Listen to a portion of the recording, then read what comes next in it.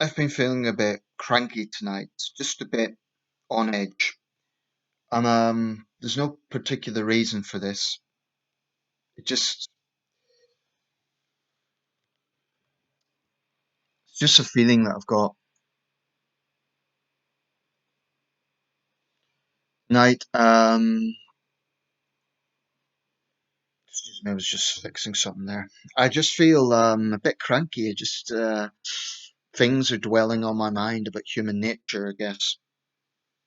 And sometimes I have a little bit of a habit of going off on a tangent in my mind. Like I'll start thinking about one negative thing that leads me on to another negative thing that doesn't really have direct relevance to the first negative thing. And I think that may be a side effect of the coronavirus, the lockdown. It's good insofar as we have more time to think, but it's bad insofar as we have more time to think because we can overthink. So I think a topic for this video that I want to raise is just the idea of living that live. This is such an important thing, yet it's so often overlooked. I'm not necessarily talking about tolerance because I think sometimes tolerance is a term that's thrown around a little bit. There's some things, in my opinion, we shouldn't tolerate. I don't think we should tolerate clear bullying. I don't think we should tolerate clear human rights abuses. I don't think we should tolerate clear animal welfare abuses. And I personally don't tolerate double standards. So tolerance is a bit of a catch-all term that isn't always helpful in every context. So rather, I'm just thinking about in society, people, we're all individuals. We all have our own stories, our own history, our own passions, and everyone's different. I mean, these things are obvious, but I think sometimes we need reminded of it. One thing I've never understood my whole life is why some people just cannot leave other people alone. I mean, most obvious example here is criminals who I'm not necessarily talking about greed because there's a purpose there. It's not good, but there's a motivation to that because they're greedy and they want to get someone's property. But I'm talking about you're walking in the street, normal circumstances, I'm not talking about right now, and you just get some wise guy who shouts something out for no reason other than that he thinks it's funny. Now, I've dealt with some pretty stressful situations in my life, certainly much worse than that. But I admit it does bug me a little bit. Certainly not something I would get into a fight over, but it would definitely sometimes I judge the situation sometimes and make an issue of it, sometimes I wouldn't. But I wouldn't get into a fight over it. I wouldn't unless it was necessary. But I would definitely look back and say, "What's your problem?" or something like that. I hate people like that. I hate people who just cannot leave others alone. And I've seen this a lot, not just to myself, but to other people.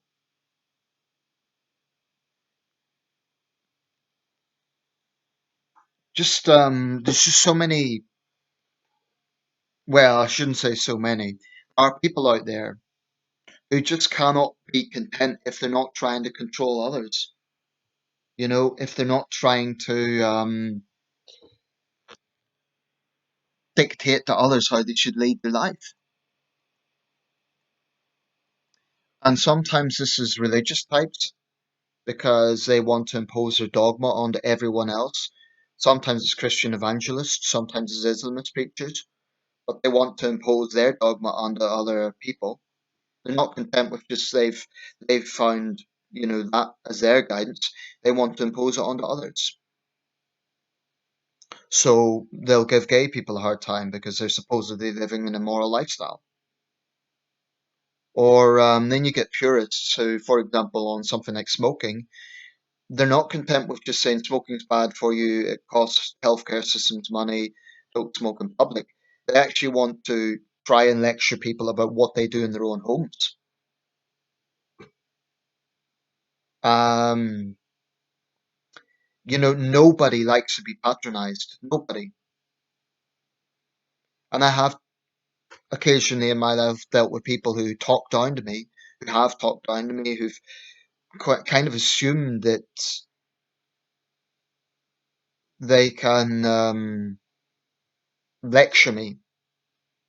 Now, obviously, in certain circumstances, certain professions, you need to accept that there is a hierarchy, a chain of command, particularly in the military, that goes without saying, and in the emergency services. And there is a reason for this. Without that, then there'd be a total breakdown of order, and you need order in that sort of profession. That just goes without saying. That's a no-brainer. So I'm not talking about, oh, let's all be rebels and just do what we want. Absolutely not. In fact, the important caveat to all of this is is what you're doing hurting other people? Now, I think there, frankly, a lot of selfish shits in society who don't care that their behavior hurts other people or impacts other people.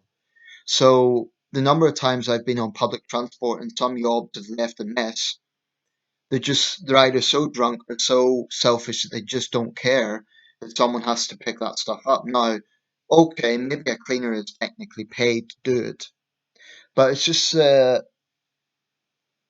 casual indifference that they have. It pisses me off.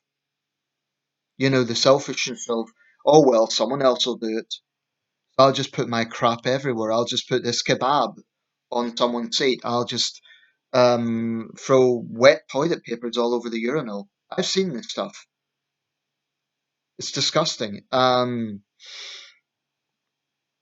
I really, really have contempt for people who do that because they are not helping society.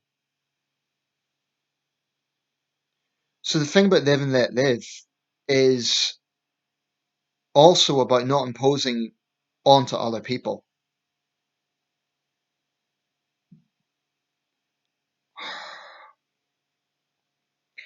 There is some caveats to this, of course.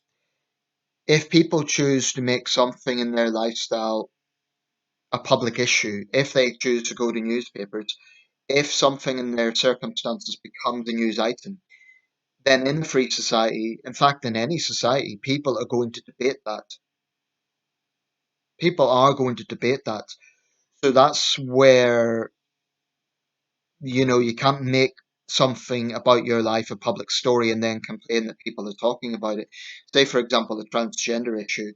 So if a transgender person, for example, doesn't want to name their baby, adopted baby, or whatever the situation may be, with a pronoun, and then they put that into the press, and then there's maybe a negative response to that, they, they can't then say it's a private matter or people should just accept me the way I am. People judge, right? It's part of human nature. And anyone who says that they never, ever, ever judge, I don't think they're being honest. There's being judgmental and there's judging. I think they're two different things because we all do it. I don't care what anyone says, we all judge on some level. Some people just happen to be judgmental insofar as their prejudice about people before they've even spoken to them. They jump to conclusions or they think they know the whole story when maybe they don't have the whole story. So that's being judgmental. Or maybe they're basing someone's situation on a generalization. For example, they may look at a single parent and judge them. They may look at a drug addict and judge them. Um, but I think particularly in free societies where there is a huge focus on personal choice and personal freedom, then the judgment is, well, you've made these decisions, so don't blame others. Or You're putting yourself into the public arena, you're putting your life into a news story, so people are going to talk about that. But I also think the media has a lot to answer for in terms of how they report certain stories. I'm not one of these people to say, oh, it's all the fault of the media. That's not what I'm saying. But I do think that the wording matters. So, for instance, if you have a big headline saying racist incident recorded on Tube, and then you look at the actual details, and there isn't actually racism involved, but it's just some confrontation that happens to be between two people of a different race, that is a disgraceful example of media distortion. And I do think it's pretty despicable how newspapers and news outlets will use that sort of sensationalism to sell stories. I think it's disgusting, in fact. I think that's pretty despicable. I think they should stick solely to the facts, and where they have punditry, where they have opinions, fine, but make it clear that is opinions. And too often we see a merging of punditry and news reporting, and that is a very big problem, in my opinion. So I think it would be naive to say we should all just live in harmony and never judge each other. That is not going to happen. And some people are, their behavior is going to leave them open to judgment without question. And that's okay because, that is a natural human response. If someone does something despicable, if they've committed a particularly heinous crime or they have a really selfish, entitled mentality, of course people are going to judge that. But the live and let live thing, to me, it's a very straightforward philosophy, which is basically do what you want within the law, provided you're not hurting or impacting other people. So this doesn't need to be big, profound things. This could be something like talking loudly on your phone. It's not against the law, but it is quite obnoxious because you're kind of making everyone else on the bus or the train listen to your conversation when maybe they're trying to have a doze or they're trying to, read a newspaper or whatever. So I think some people they seem totally oblivious to the fact that they're sharing public transport. I think it's particularly odious on public transport because it's a shared space and because you can't get off until the next stop or your stop. So I do think that there are too many selfish people, like, particularly in this country, who just think, oh, well, I've paid for my ticket, so I can do whatever I want now. No, you have to respect other passengers. And I've told myself the next time this happens, I'm not going to stay silent. I am going to confront the person. If it's repetitive, I'm not talking about something very trivial. Then okay, I can have thick skin and just ignore it. But if it's really disruptive, then I'm not going to stay silent. Why should other paying customers have to put up with that crap? I really, really find such people to be very obnoxious.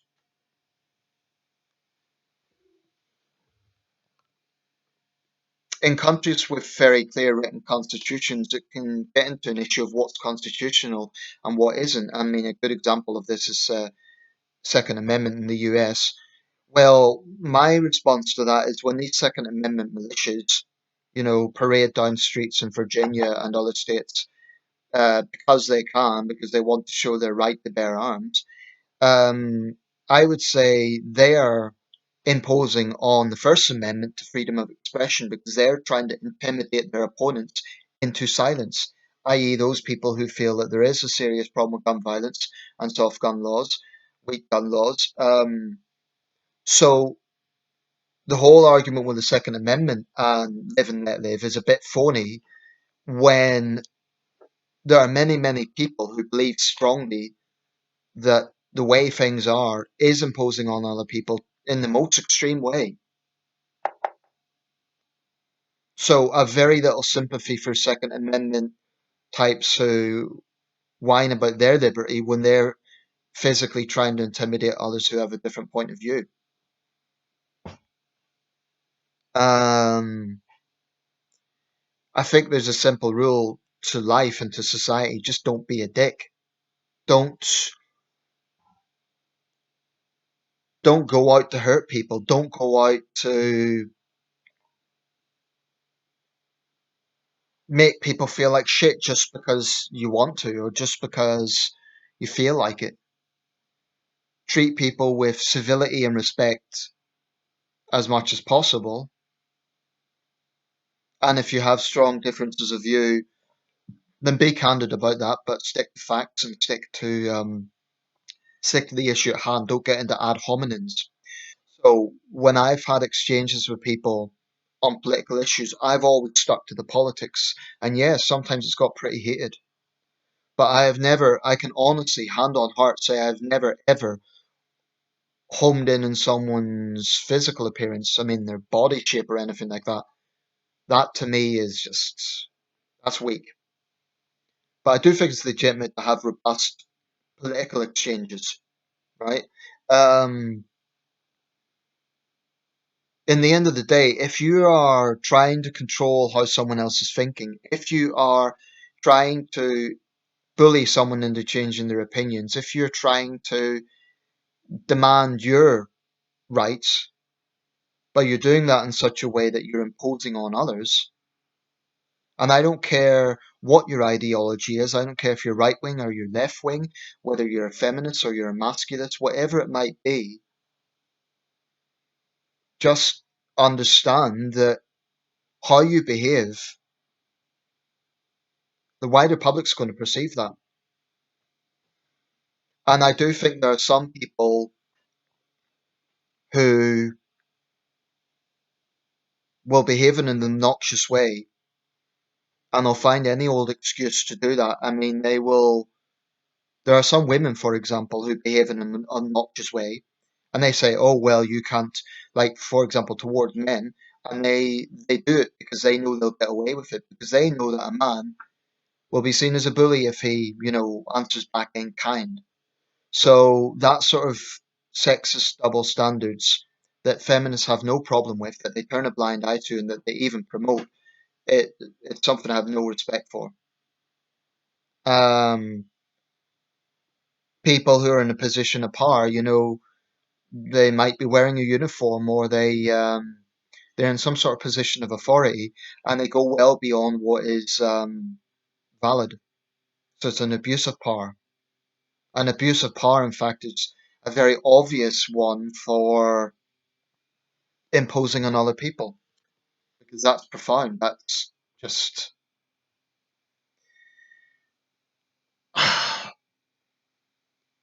so.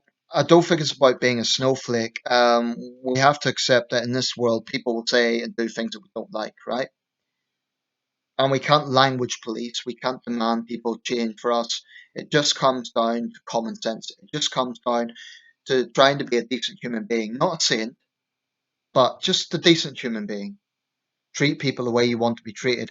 And if they're coming out with views and ideas that you really, really, really strongly object to, just stick to the politics. Don't make it personal as much as possible. I know it's easier said than done sometimes, but that's my take anyway. I appreciate some people may disagree with the angle I've taken with this, but that's what I feel. Thanks for watching.